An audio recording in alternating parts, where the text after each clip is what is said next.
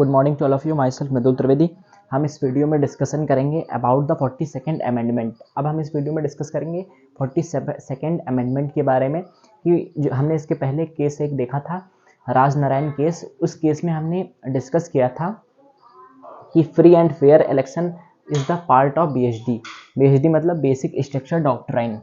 अब इस वीडियो में हम 42nd अमेंडमेंट के बारे में देखेंगे। मैंने बोला था कि जो उस समय पार्लियामेंट हुआ करती थी उसने इमरजेंसी लगा दी, फिर उसने इमरजेंसी लगाई और फिर उसके बाद क्या हुआ कि 1976 में, अप्रॉक्सीमेटली 1976 में पार्लियामेंट क्या करती है कि 42nd अमेंडमेंट इंट्रोड्यूस करती है। मतलब पार्लियामेंट जो है एक के बाद एक जो कॉन्स्टिट्यूशन था उसमें अमेंडमेंट्स लाते जा रही थी, उसमें संशोधन करते जा रही थी।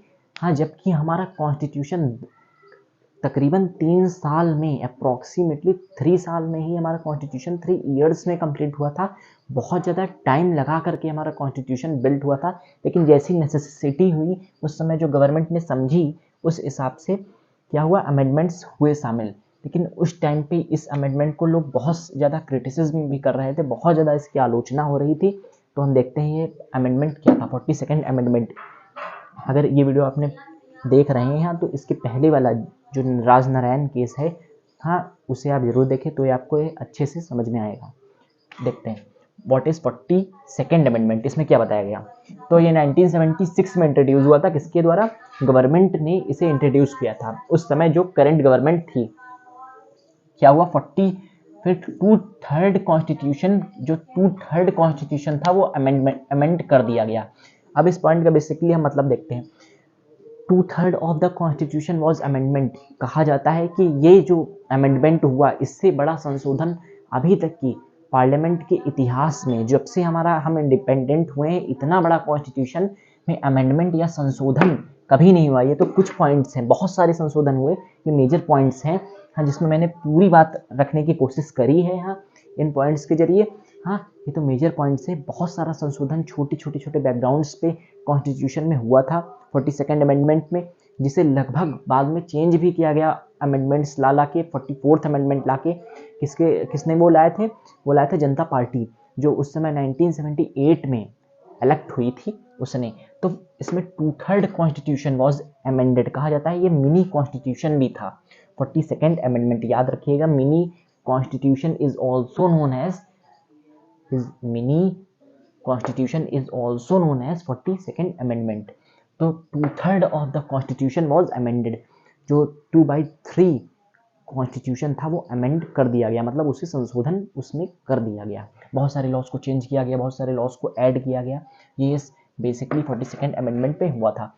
फिर क्या हुआ, give unlimited power to the government. अब इसका इम्पैक्ट क्या पड़ेगा? जब गवर्नमेंट ने ही चेंज किया है, संशोधन किया है, तो या तो पीपल्स के लिए अच्छा हो, हाँ, या तो पार्लियामेंट के लिए अच्छा हो, या तो गवर्नमेंट के लिए अच्छा हो। दो ही तरह से इम्पैक्ट पड़ सकता है।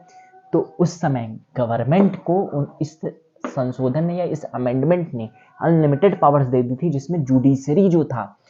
अब क्या होगा, जब गवर्नमेंट के पास पावर्स ज़्यादा होंगी तो जुडिशरी जो कि कानून देख कर ही न्याय करता है, या नई जो बाहर मॉडल्स हैं हमारे कॉन्स्टिट्यूशन के, जैसे USA है, ब्रिटेन है, वहाँ से देख करके कोई जजमेंट दे सकता है। कौन? जो जुडिशरी होता है। तो अब जब यहाँ इतने ज़्यादा संशोधन ही कर दिए गए, जब इतने ज़्यादा अमेंडमेंट ही ला दिए गए, तो आप इसे बहुत आसानी से याद कर सकते हैं 42nd अमेंडमेंट को, क्योंकि ये स्टेप वाइज मैंने लिखने की कोशिश करी है पॉइंट्स कि 2/3 कॉन्स्टिट्यूशन वॉज अमेंडमेंट। उससे इम्पैक्ट क्या पड़ेगा? Gave unlimited power to the government. या तो पीपल्स के फेवर में होंगी या पार्लियामेंट के फेवर में होंगी, क्योंकि सामान्य सी बात है, जब पार्लियामेंट ने ही बनाया तो वो या तो उनके फेवर में होगा या तो पीपल्स के। तो पीपल्स के भी थोड़ा बहुत फेवर में था। उन्हें बहुत ज़्यादा डिपेस्पीज मिल रही थी, जैसे एजुकेशन वगैरह सब थोड़ा उस टाइम पे ठीक हो रहा था बहुत सारी। हाँ, उस गवर्नमेंट में जो उस टाइम की जो गवर्नमेंट थी 1975 के करीब, हाँ, तो उस समय बहुत सारे जो उस समय नहर वगैरह बन रही थी, ये सब भी उन्होंने बनवाई थी। तो give unlimited power to the government. Unlimited power government को मिली। अब उससे इम्पैक्ट क्या पड़ा? Power of judiciary become limited. जो जुडिशरी की पावर थी वो लिमिट में बंद गई एक तरीके से। बहुत ज़्यादा लिमिटेड हो गई थी उस समय पावर जुडिशरी की। जुडिशरी चाहती तो थी जजमेंट देना, लेकिन नहीं दे पा रही थी। लेकिन बाद में धीरे धीरे जो सिचुएशंस थी वो हैंडल हुई। देखते हैं।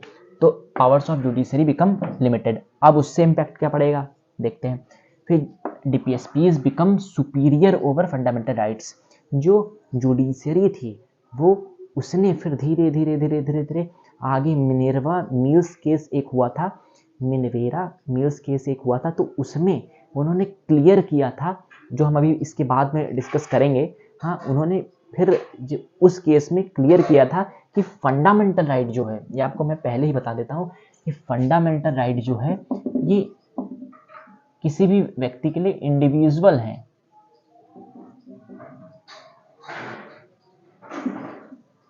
जैसे एग्जाम्पल, जैसे फंडामेंटल राइट्स है तो राइट टू लिबर्टी, हमको स्वतंत्र रहने का अधिकार, right to freedom, right to speech, right to life, ये सारे जो अधिकार हैं यहाँ जो फंडामेंटल राइट्स में शामिल किए गए, राइट टू एजुकेशन, तो ये सारे जो अधिकार हैं ये फंडामेंटल राइट्स में है। कोई भी व्यक्ति यहाँ इंडिविजुअली ये इम्पैक्ट करते हैं फंडामेंटल राइट्स। जो फंडामेंटल राइट्स एक व्यक्ति के लिए जरूरी हैं, जबकि डीपीएसपी पूरे समाज के लिए, जैसे राइट टू एजुकेशन, जैसे राइट टू हेल्थ है, तो हेल्थ जो है तो बहुत सारे रीजंस पे इम्पैक्ट होती है यहाँ, जो सोशल होता है, जो हमारी सोसाइटी होती है उसमें। तो डीपीएसपीज को, जो डीपीएसपी होती है तो उस केस में उन्होंने क्या बताया, यहाँ पे इम्पोर्टेंट नहीं है लेकिन फिर भी मैं बता रहा हूँ, डीपीएसपी ये ऑल अबाउट सोसाइटी के लिए इम्पोर्टेंट है।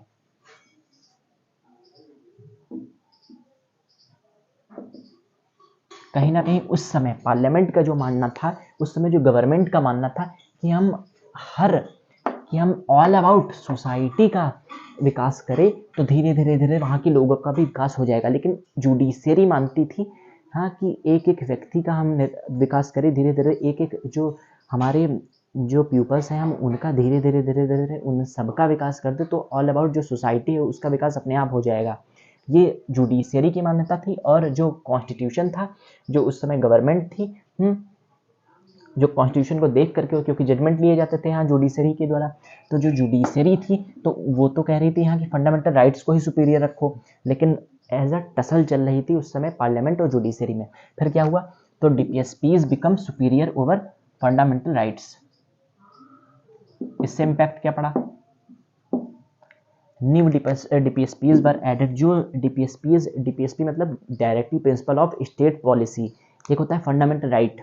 तो फंडामेंटल राइट्स को कंपलसरी है कि जब हमारी आज़ाद हम लोग हुए थे, जब इंडिपेंडेंट हुए थे, तो उस समय कॉन्स्टिट्यूशन में बताया गया था कि जो फंडामेंटल राइट्स है, क्लियर कट था उस समय कि क्लियर डेफिनेशन बताई गई थी कि जो फंडामेंटल राइट्स हैं तो उन्हें देना, जो स्टेट जो हमें गवर्नमेंट है उन्हें देना फंडामेंटल राइट्स को ज़रूरी है। हाँ, क्योंकि वो हमारी नीड है। Right to freedom, right to speech, हम बोलेंगे तो हमें अधिकार होना चाहिए। राइट टू लिबर्टी, हमें आज़ाद रहना चाहिए।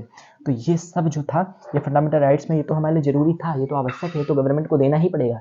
लेकिन जो डीपीएसपीज हैं, क्योंकि उस समय एजुकेशन पॉलिसीज़, उस समय हेल्थ पॉलिसीज़, उस समय फूड पॉलिसीज़, उस समय इंफ्रास्ट्रक्चर, ये सब दे पाना, हाँ क्योंकि हम लोग आज़ाद हुए थे, हाँ ब्रिटिश कॉलोनी यहाँ से गई थी, हाँ तो ये सब दे पाना उस समय मुश्किल हो रहा था।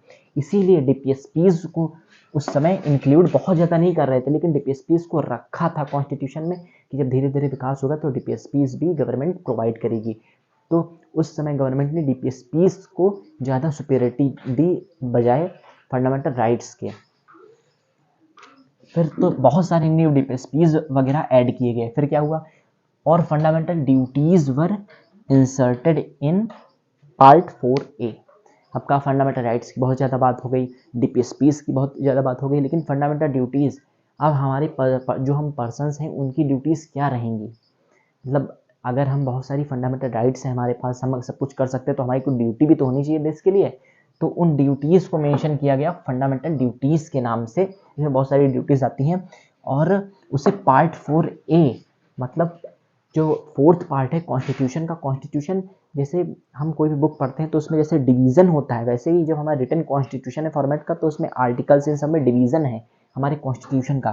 तो उसमें जो फोर्थ पार्ट है हमारे कॉन्स्टिट्यूशन का, तो पार्ट 4A में फंडामेंटल ड्यूटीज़ को इंसर्ट किया गया, या फंडामेंटल फोर्थ जो कॉन्स्टिट्यूशन है उसके पार्ट 4A में फंडामेंटल ड्यूटीज़ को रखा गया।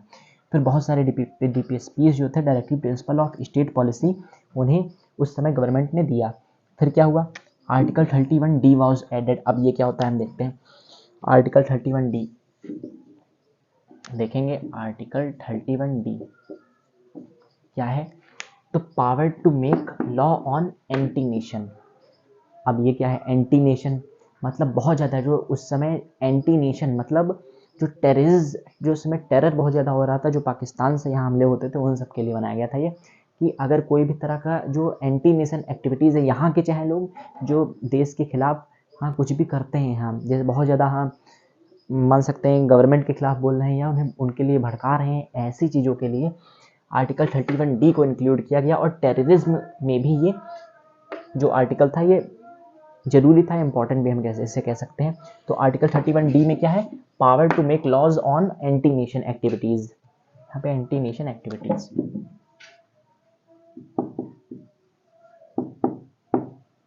एंटी नेशन एक्टिविटीज के लिए ये 31D आर्टिकल भी इंक्लूड किया गया था। और फिर 42nd amendment was change bye Janata party इन 1978। 1978 में जो इतना ज़्यादा अमेंडमेंट हो गया, मिनी कॉन्स्टिट्यूशन इसे कहा जाने लगा।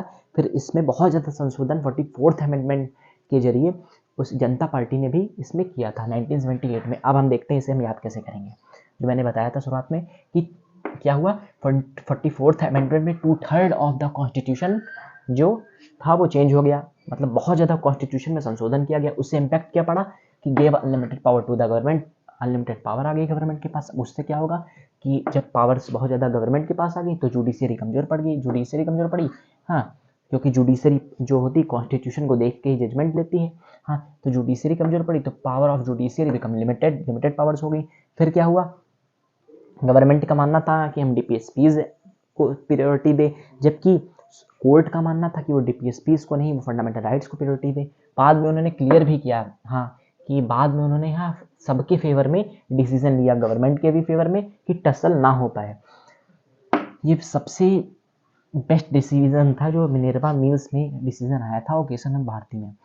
तो फिर क्या हुआ, डीपीएसपीज जो सुपीरियर हो गई फंडामेंटल राइट्स से, फिर न्यू डीपीएसपीज वर एडेड, बहुत सारे डीपीएसपीज जो थे नए नए ऐड हो गए।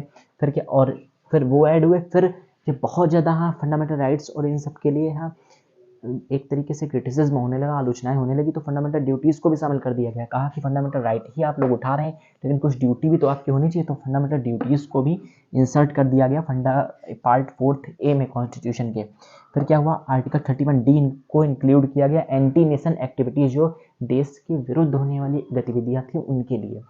फिर 42nd अमेंडमेंट जो था, अब इसे धीरे धीरे इसमें अमेंडमेंट ला के जो जनता पार्टी गवर्नमेंट थी उसने भी चेंज किया, और जो बाद में फिर बीजेपी गवर्नमेंट ये सब भी आई, उन्होंने भी इसमें बहुत ज़्यादा संशोधन वगैरह किया था।